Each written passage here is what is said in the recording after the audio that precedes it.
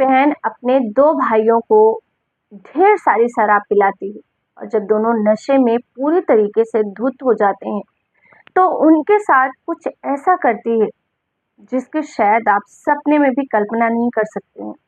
और इतना ही नहीं, जब उसका मन नहीं भरता तो उन दोनों भाइयों को मौत के घाट उतार देती है और मौत करने के बाद भी बहुत ही शातिराना तरीके से उन दोनों की बॉडी को भी ठिकाने लगा देती है और आराम से उस घर में रह रही है।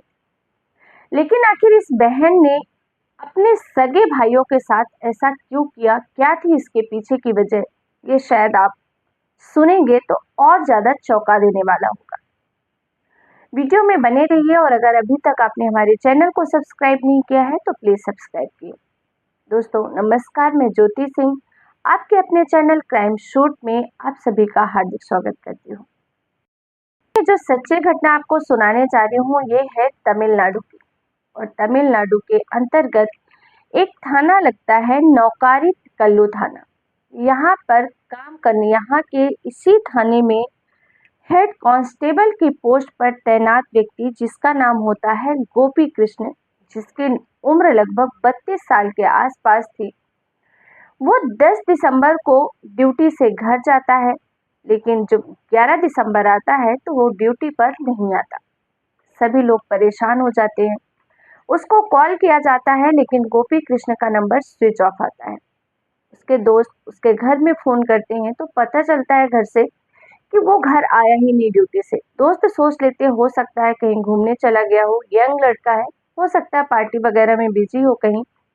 इस तरीके से 1 से 2 दिन निकल जाती हैं और जब 2 दिन बाद भी गोपी कृष्ण का ना तो नंबर स्विच ऑन होता है और ना ही गोपी कृष्ण ड्यूटी पर आता है, तो जो वहाँ के उसके सहभागी थे, जो साथ में काम करने वाले व्यक्ति थे पुलिस स्टेशन में, सिपाही लोग, वो थोड़ा परेशान होते हैं और जाकर उसके घर जाते हैं। उसके घर में उसकी इकलौती बहन रहती थी जिसका नाम होता है कृष्णा नेवी।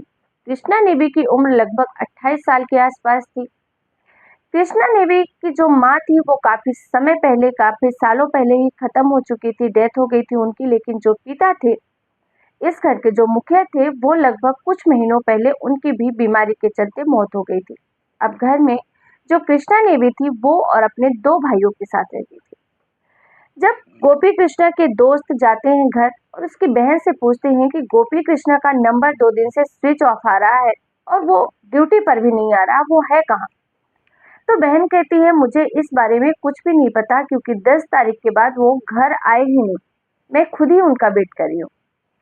इस तरीके से थोड़ा जो, क्योंकि वो गोपी कृष्णा के दोस्त के साथ साथ पुलिस सिपाही भी थे, थोड़ा उन्हें अजीब तो लगता है, लेकिन फिर भी वो यही सोचकर टाल देते हैं कि कहीं गया होगा, 1-2 दिन और देख लेते हैं। और इस तरीके से 10 से 15 दिसंबर की बात आ जाती है। जब 15 दिसंबर को भी ड्यूटी पर नहीं आता है गोपी कृष्ण और मोबाइल भी बंद रहता है तो पुलिस फिर जाती है बहन के पास और कहती है कि क्या हुआ, कहाँ है गोपी कृष्ण? तो कहती है मुझे नहीं पता, आप तो पहले भी पूछ के गए हो। तभी पुलिस को थोड़ा अंदेशा होता, वो कहती है कि अगर तुम्हारा भाई नहीं है तो तुम पुलिस स्टेशन अभी तक आई क्यों नहीं शिकायत दर्ज करवाने? और तभी पुलिस को याद आता है कि गोपी कृष्ण बताया करता था कि उसका एक छोटा भाई भी है जिसकी उम्र लगभग 27-28 साल होगी। वो बोलता है कि 25 से 26 साल होगी उम्र। बोलता है कि तुम्हारा छोटा भाई कहाँ है, जिसका नाम होता है रामकृष्ण। रामकृष्ण कहाँ है? तो बहन कहती है कि मुझे नहीं पता, रामकृष्ण भी नहीं आ रहा है घर काफी दिनों से और न ही बड़े भाई आ रहे हैं। अब पुलिस को शक होता है। पुलिस तुरंत ही जो नंबर होता है गोपी कृष्ण का वो चेकिंग के लिए देती है कि किससे बात हुई थी और इस मोबाइल की लास्ट लोकेशन क्या है। और जब शाम तक रिपोर्ट आती है तो पता चलता है कि जो गोपी कृष्ण का मोबाइल था उसका लास्ट लोकेशन उसके ही घर का था और उस घर के बाद से मोबाइल स्विच ऑफ होता है और उसके बाद से गोपी कृष्ण का नंबर ऑन ही नहीं होता है। और अब पुलिस को सीधा सीधा शक उसकी बहन पर जाता है और जैसे ही 16 दिसंबर की सुबह होती है, 16 दिसंबर 2023, तुरंत ही पुलिस उसके घर जाती है और जो बहन होती है कृष्णा ने भी उसको अरेस्ट कर लेती है। और अरेस्ट करने के बाद पुलिस थाने लाती है और वहां अब उससे पूछताछ शुरू होती है। पहले तो जितनी वो कोशिश कर सकती थी वो कोशिश करती है कि मुझे नहीं पता, लेकिन जब पुलिस सख्ती पर आती है तो हर कातिल हर जुर्म की तरह ये भी टूट जाती है, रोने लगती है और कहती है कि मैंने अपने भाइयों की हत्या कर दी है, और साथ ही उसकी बॉडी को जो पास में ही एक नदी बह रही है वहां जाकर फेंक दिया। अब सबसे बड़ा सवाल ये था कि बहन एक लेडी थी, जैसे बहन का जो शरीर था वो भाइयों से ऑब्वियसली कमजोर ही होगा।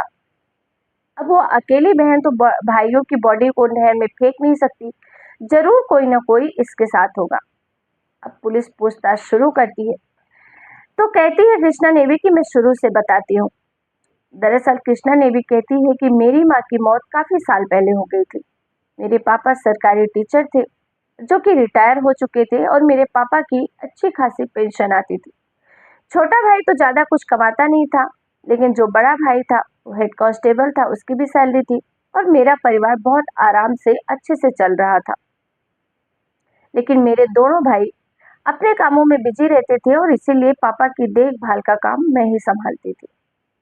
और बीते जनवरी में ही मेरे पापा की मौत हो जाती है, जो कि काफी समय से बीमार चल रहे थे। मैंने उनकी पूरी सेवा की, बजाय वो बच नहीं पाए।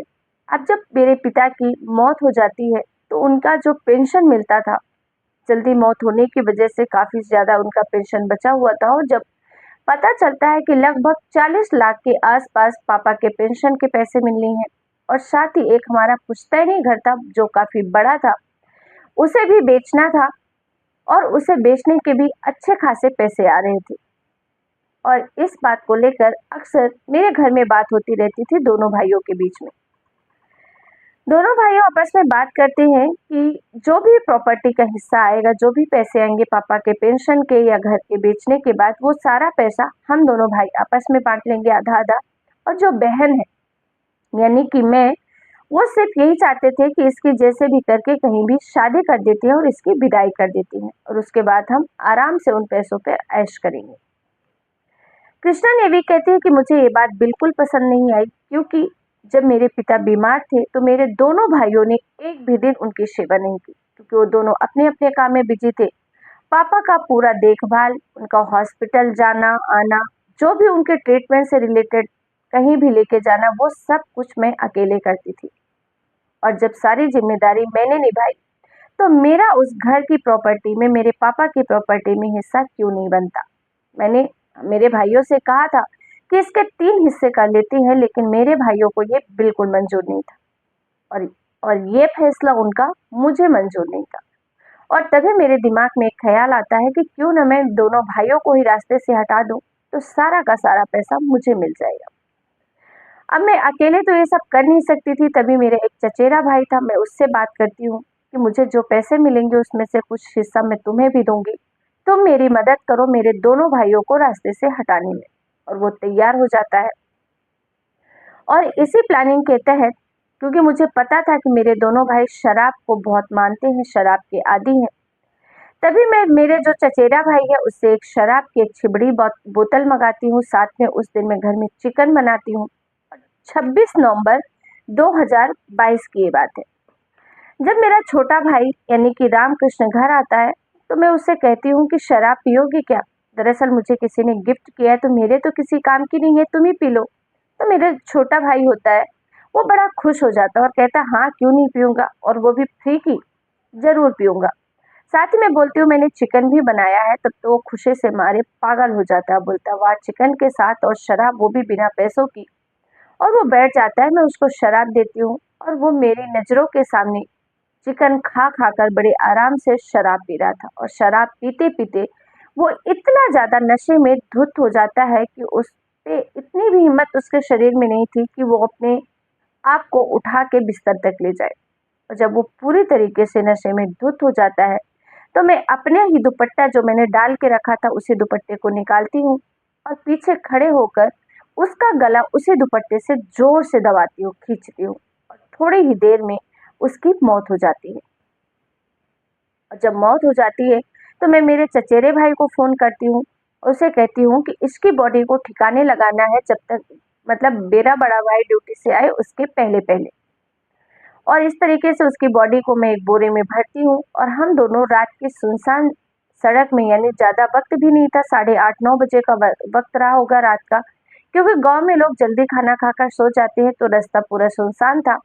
बाइक में मैं बैठती हूँ उसकी बॉडी को लेकर बीच में, और फिर हम उसको पास में बहती हुई नदी में फेंक देते हैं। आराम से घर आ जाते हैं। मेरा चचेरा भाई अपने घर चला जाता है, और जब थोड़े समय बाद मेरा बड़ा भाई आता है, गोपी कृष्ण, तो पूछता है कि भाई कहाँ है। तो मैं बोलती हूँ वो अपने दोस्तों के साथ बाहर गया है। अब क्योंकि घर में गार्जियन तो थे नहीं, सब एक यंगर जनरेशन थी, 2 भाई थे, बहन थी, माँ बाप का साया था नहीं, इसलिए ज्यादा फिक्र करने वाला कोई बचा नहीं था। और बड़ा भाई भी छोड़ देता है कि ठीक है, गया होगा कहीं, जब आना होगा आ जाएगा। और इस तरीके से वक्त निकलता जाता है, कोई ध्यान नहीं देता उस पर। और यही सोचकर जो बहन होती है कृष्णा ने भी, वो बहुत खुश होती है कि एक को तो मैंने मार दिया और किसी को कानों कान खबर तक नहीं हुई, किसी को क्या, मेरे भाई तक को खबर नहीं हुई, तो क्यों ना मैं इसे भी इसी तरीके से ठिकाने लगा दूं और किसी को कुछ पता भी नहीं चलेगा। और इसी तरीके से 10 दिसंबर को प्लानिंग करती है, 10 दिसंबर 2023 को, और वो प्लानिंग करके सेम वही चिकन घर में बनाती है, दारू की बोतल ला के रखती है। और 10 दिसंबर को वही, जब बड़ा भाई यानी कि गोपी कृष्णा ड्यूटी से घर आता है, तो कहती भाई आज मैंने चिकन बनाया है आपके लिए, और साथ ही एक शराब की बोतल मुझे किसी ने गिफ्ट में दी है, आप अगर पीना चाहो तो आप पी लो। और गोपी कृष्ण खुश हो जाता है और वही चिकन और दारू लेकर बैठ जाता है। और सेम उसी तरीके से जब वो नशे में धुत हो जाता है, तो बहन ने अपने ही दुपट्टे से उस भाई की भी हत्या कर दी थी, और फिर चचेरे भाई को बुलाकर उसकी भी लाश को ठिकाने लगा दिया था, यानी कि उसी नदी में फेंक दिया था।